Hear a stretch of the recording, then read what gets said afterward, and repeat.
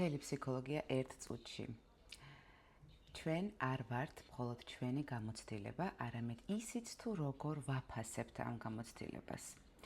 თუ შინაგანად მხოლოდ გაუფასურება და ქაოსია, გარეთაც ვერ იქნება ყველაფერი რიგზე. ემოციები ჩვენი ტერი არ არის, ეს სიგნალებია.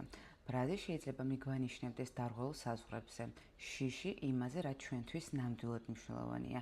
შფოთვა ხშირად ჩნდება, როდესაც კარგავთ კავშირს აწმყოსთან და გავბივართ მომავალზე ფიქრებში. მოტივაცია მოდის და მიდის, ხოლო ჩვევები რჩება. ისინი აყალიბებენ ჩვენს რეალობას. ცვლილებები თუ გინდა, დაიწყება პატარა-პატარა ნაბიჯებით, ჩვევების ჩამოყალიბებით, მაგრამ რეგულარულად. წარსულს უნდა ვაანალიზებდეთ, მაგრამ უნდა ვცხოვრობდეთ აქ და ახლა. ადამიანები ჩვენს გარშემო შემთხვევით არ არიან. ის, რაც მათში გვაღიზიანებს, შეიძლება იყოს რაღაც საკუთარის ანარეკლი, გაუცნობიერებელის ჩაკეტილის და ისიც, რაც მათ აღიზიანებს ჩვენში.